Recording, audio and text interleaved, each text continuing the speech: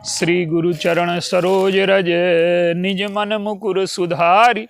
वरणहु रघुबर विमल जस जो दायक फल चार। बोलिए सियावर रामचंद्र की जय।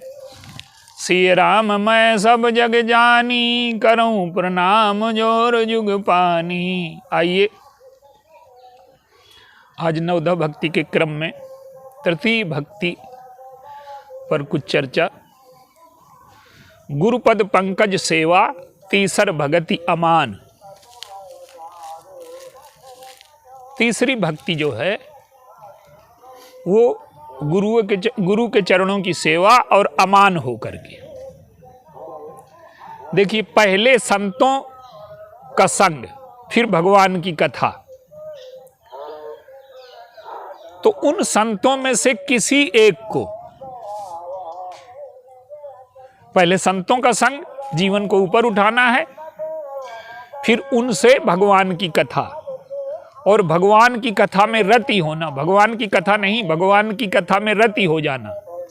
जब ये दो स्तर हमारे जीवन में आ जाएं तो तीसरा उन संतों में से किसी एक को गुरु के रूप में चुन लें। और जब गुरु का चुनाव करें तो गुरु और जो शिष्य का संबंध है, शिष्य को अमान होना चाहिए। देखिए, गुरु शिष्य परंपरा जो है वो गुरु शिष्य परंपरा, वो हमारे यहाँ की जो गुरु शिष्य परंपरा है उसका मूल तात्पर्य ये नहीं है कि उसे बाहर से कुछ देना है। ज्ञान बाहर से नहीं आता, वो जानकारी है। गुरु शिष्य संबंध की मुख्य बात यह है कि ईश्वर का अंश है जीव, उसमें सर्वज्ञता की शक्ति है, उसमें सारी शक्तियां ईश्वर की हैं। उस पर जो आवरण चढ़ गया है, उस आवरण को हटाना ही गुरु का कार्य है। आज जैसी गुरु शिष्य परंपरा नहीं है कि गुरु को कुछ जानकारी है तो शिष्य को वो दे देगा। देखिए, गुरु और शिष्य के बीच में अगर जानकारी का अंतर है और जीवन का अंतर नहीं है। गुरु कुछ ज्यादा जानता है, शिष्य कुछ कम जानता है, लेकिन जीवन स्तर एक जैसा है। काम क्रोध लोभ से गुरु भी ग्रस्त है, काम क्रोध लोभ मोह से शिष्य भी ग्रस्त है। तो वहां गुरु शिष्य का संबंध नहीं बन सकता। गुरु शिष्य का संबंध तब बनेगा जब शिष्य अमान हो जाए। अमान का अर्थ है अपने को शून्य कर दे, खाली कर दे। और खाली करने का अर्थ है कि जो भी जानकारी है, जो संस्कार है, जो धारणाएं हैं। देखिए, हम महापुरुषों के पास जाते हैं तो हम उनसे लाभ नहीं उठा पाते। क्यों? जब वो कुछ हमें देते हैं तो हमारी जो भूमि है वो भूमि संस्कारों से, धारणाओं से, वासनाओं से मलिन है। तो हम कोई भी बात जब सुनते हैं तो हम उस रंग में उसको रंग लेते हैं।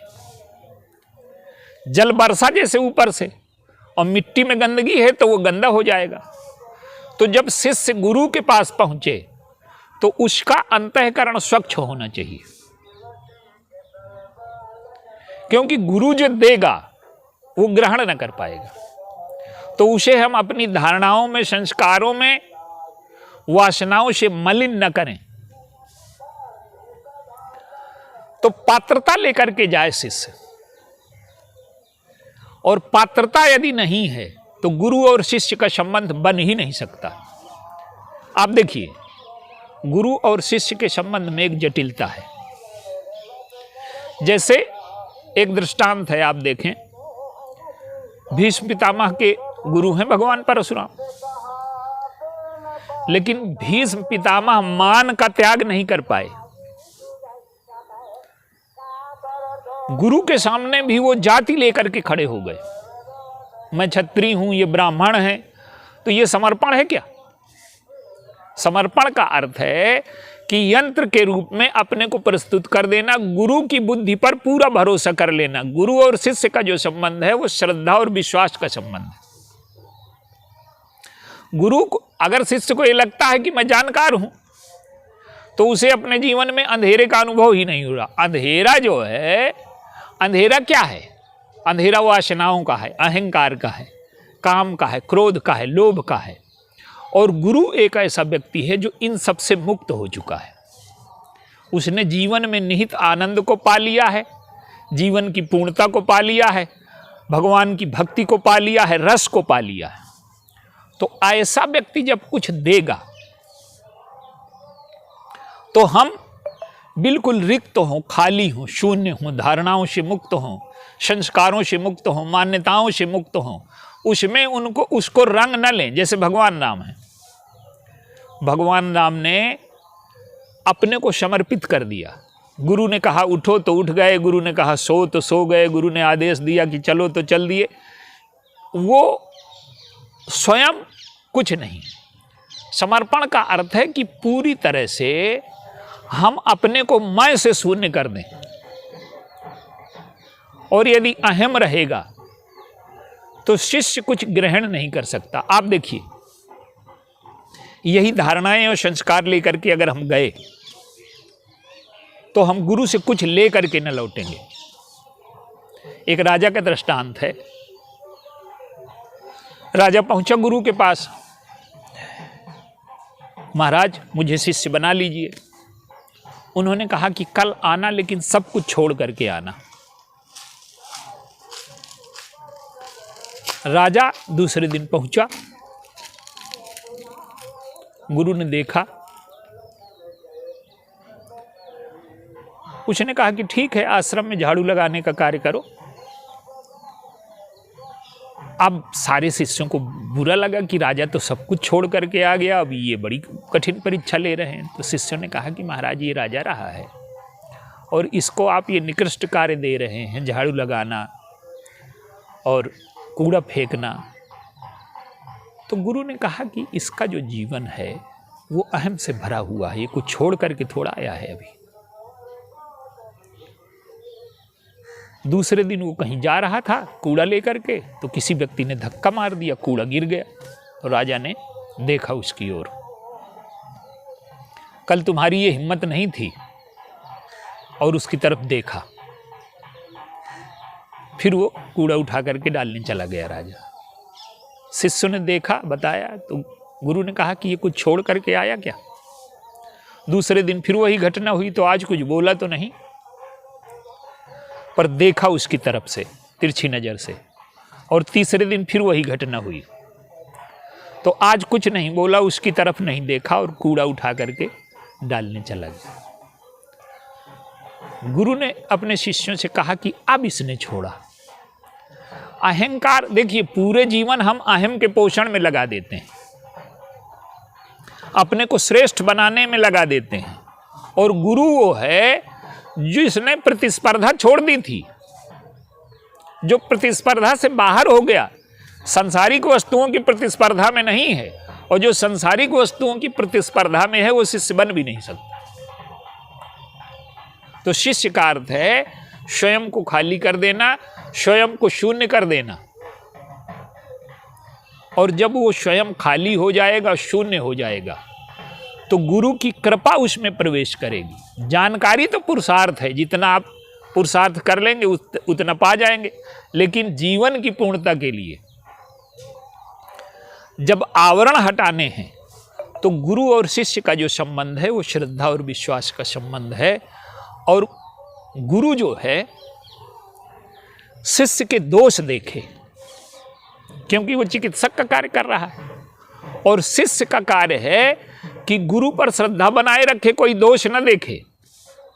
अगर वो दोष देखता है, समीक्षा करता है, अपनी बुद्धि लगाता है, तो कभी भी गुरु के पास वो शिष्य बन करके जा ही नहीं सकता। तो गुरु है जो दोष देखेगा, और गुरु का जो दोष दर्शन है वो शिष्य के कल्याण के लिए। देखिए दोष दर्शन दो प्रकार का होता है। एक तो दूसरों को नीचा दिखाने के लिए, निंदा करने के लिए, तो वो दोष दर्शन, उस दोष दर्शन में असूया है, ईर्ष्या है। और गुरु का जो दोष दर्शन है उसमें असूया और ईर्ष्या नहीं है। और शिष्य श्रद्धालु हो, गुरु की प्रत्येक बात में वो श्रद्धा रखे कि ये मेरे कल्याण के लिए है। एक दृष्टांत देखिए, समापन करते हैं। काकभूषुंड जी लोमस ऋषि के पास गए। अब काकभूषुंड जी सही कह रहे हैं, लोमस जी के मन में ये हुआ कि मैं इसे ज्ञान दे दूं, ये तपस्वी है। तो उन्होंने कहा कि महाराज मेरा अंतःकरण राम भक्ति से लीन है, मुझे भक्ति का उपदेश दीजिए। लेकिन वो अद्वैत ज्ञान का उपदेश देने लगे। अब गुरु में क्रोध आ गया, श्राप दे दिया।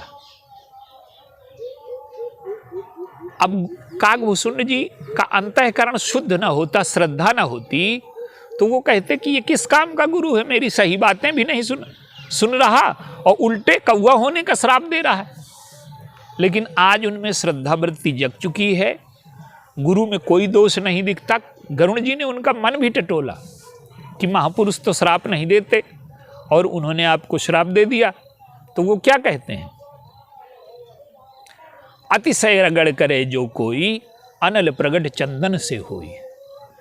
मैंने श्रद्धा का जल डाल करके नहीं घिसा। चंदन से ठंडक मिलती है, ये सत्य है, लेकिन श्रद्धा का जल हमें डालना पड़ेगा और तभी गुरु की कृपा रूपी ठंडक हमें मिलेगी। तो कहने का अर्थ ये है कि शिष्य अपनी वासनाओं से, धारणाओं से, संस्कारों से शून्य होकर के, रिक्त होकर के समर्पित हो जाए और गुरु उसके अंतःकरण के दोषों को देखने में समर्थ हो और उनको कैसे दूर किया जाएगा। मान लीजिए एक शिष्य अहंकारी है तो उसे सेवा का कार्य दिया गया, एक में काम की कमी है उसको भक्ति का कार्य ब्रह्मचर्य। तो किस प्रकार के अंतःकरण का शिष्य आया है, उस शिष्य के अंतःकरण को पढ़ करके उसके अनुकूल शिक्षा देना गुरु का कार्य है। और गुरु का जो पद है हमारे यहाँ, वो बिना अमान के गुरु तक आप पहुंच ही नहीं सकते। मान शून्य जब आप हो जाएंगे तो गुरु की सेवा करें। और सेवा करते हुए ये बात हमेशा ध्यान रखें कि सेवा करके हम अपने जीवन को धन्य बना रहे हैं, हम गुरु पर कोई एहसान नहीं कर रहे। तो सेवा से क्या होता है कि पात्रता का उदय होता है। हमारे शास्त्रों में कहा गया कि पहले प्रणाम करो, फिर प्रश्न करो, फिर सेवा करो। इसका अर्थ है कि प्रणाम का अर्थ है हमने अपने को खाली कर दिया अहम से, संस्कारों से, धारणाओं से। तो पहले प्रणाम करने का अर्थ है कि हम खाली हुए कि नहीं हुए। गुरु के पास गए तो खाली बर्तन लेकर के गए कि भरा बर्तन लेकर के गए। तो जब बर्तन खाली होगा तब उसकी कृपा हमारे बर्तन में आएगी और जो कुछ कहे, जो कुछ हमें बताए तो हमारे जीवन का कल्याण हो। और अंत में सेवा करें। सेवा का अर्थ है कि जो भी हमें मिला वो हम अपने जीवन में उतार लें। तो ये तीन चीजें जब गुरु के पास से हो जाएंगी, और ये तभी होंगी जब हमारा अंतःकरण अमान हो। जिन लोगों ने भी, रावण को इतना बड़ा गुरु मिला लेकिन मान नहीं छोड़ पाया। मान क्या है कि कैलाश को उठा लिया, मैं इतना योग्य हूँ, मैं इतने तपस्वी हूँ, तो उसका इतने बड़े गुरु के मिलने के बाद भी उसका कल्याण नहीं हुआ। तो गुरु और शिष्य का जो संबंध है, गुरुपद पंकज सेवा और तीसर भगति अमान। देखिए सेवा बहुत अनिवार्य शर्त है। आज विद्या के साथ सेवा नहीं है तो विद्या अनियंत्रित हो गई है, स्वार्थ की ओर चली गई, लोभ की ओर चली गई, वासना की ओर चली गई, जीवन निर्माण से विद्या दूर हो गई। व्यक्ति, शिक्षित व्यक्ति अधिक घातक और स्वार्थी हो गया। तो विद्या हमारे जीवन में कल्याण करे और बिना सेवा के हमारे जीवन में विद्या का अवतार नहीं हो सकता। तो गुरु शिष्य का संबंध सेवा और अमान का संबंध है। तो गुरु की हम सेवा करें जिससे हमारे जीवन के अंतःकरण का अंधेला दूर हो और हमारे जीवन में ज्ञान का प्रकाश हो, तो हमारा जीवन स्वयं प्रकाशित हो और दूसरों को भी हम प्रकाश दे सकें। ये गुरु शिष्य संबंध की विशेषता है। तो गुरुपद पंकज सेवा, तीसर भगति अमान। सेवा और अमान ये दो प्रमुख तत्व हैं, और अहंकार को छोड़ना, ये तीन तत्व अगर हम कर लेते हैं तो गुरु शिष्य का संबंध स्थापित हो सकता है, जिससे हमारे जीवन का कल्याण होगा। बोलिए सिया।